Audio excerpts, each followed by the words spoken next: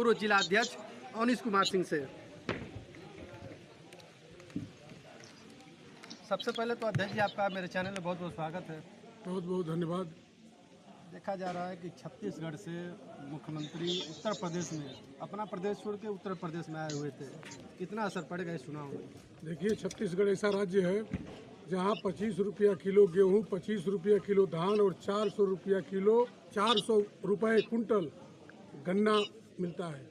वहाँ नौजवानों को पर्याप्त मात्रा में रोजगार मिल रहे हैं। वहाँ वृद्धा विधवा पेंशन दूना कर दी गई है। और कांग्रेस सरकार बनते ही छत्तीसगढ़ में मुख्यमंत्री जी ने बताया कि 10 घंटे के अंदर किसानों का 900 करोड़ रुपया तुरंत माफ कर दिया गया।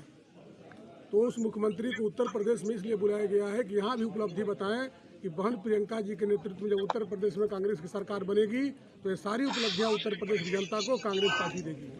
इसीलिए हम लोग जो है भूपेश बघेल जी को उत्तर प्रदेश में लाए हैं। देखा जाता है कि जब चुनाव होता है तो पार्टी बहुत वादे करती है, लेकिन अपने वादे पे खड़े नहीं उतरते चुनाव खत्म होने के बाद। बात सही है, लेकिन कांग्रेस ने बिना वादा किए 2008 में 71,000 करोड़ रुपया कर्जा माफ किए, जिसमें देश के 24 करोड़ लोगों का कर्जा माफ हुआ। 2012 का चुनाव चल रहा था विधानसभा का, उस समय हमारी दिल्ली में सरकार थी। उत्तर प्रदेश में समाजवादी क्या कहते हैं बहुजन समाज पार्टी की सरकार उसके पहले थी, लेकिन कांग्रेस ने बिना घोषणा किए बुनकरों का 36 करोड़ रुपया कर्जा माफ किया, जिसमें ग्रामीण क्षेत्र के छोटे छोटे जो बुनकर थे उनका माफ हुआ। इस प्रकार कांग्रेस जो कहती है वो करती है। अब पहले बिना वादा किए आज तक कांग्रेस ने बहुत से ऐसे काम कहे जो करके दिखाए।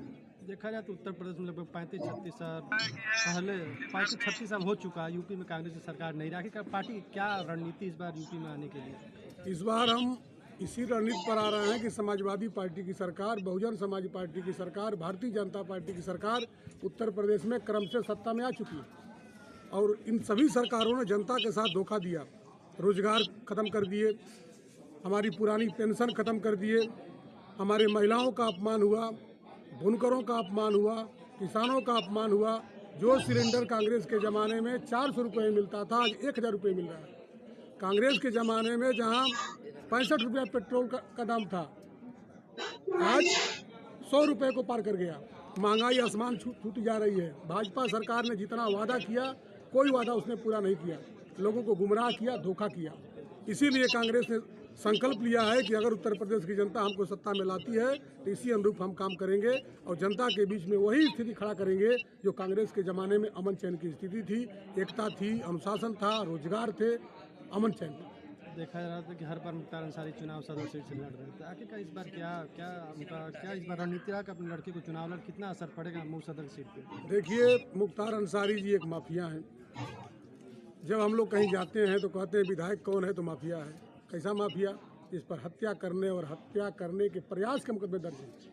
जनता ने बहुत लंबा समय तक इनको देखा, इन्होंने कुछ नहीं किया और सारे दलों ने नकार दिया इनको। अब इन्होंने एक ऐसे दल को पकड़ा है जिसका कोई अस्तित्व नहीं है और अपने लड़के को मैदान में लाया, छड़ी दे दिया चुनाव चिन्ह। अब स्वयं देखिए कि छड़ी उसको दी जाती है जिसका कोई सहारा नहीं होता। ये बेसहारा वाले हो गए हैं। इस चुनाव में बुरी तरह चुनाव हारेंगे। इस बार से इनका मऊ विधानसभा से तिलिस्म समाप्त हो जाएगा। मुख्तार अंसारी को तो जैसे आपने कहा कि माफिया कहा जाता है, माफिया विधायक कहा जाता है, तो उनको तो गरीबों का मसीहा भी तो कहा जाता है। गरीबों के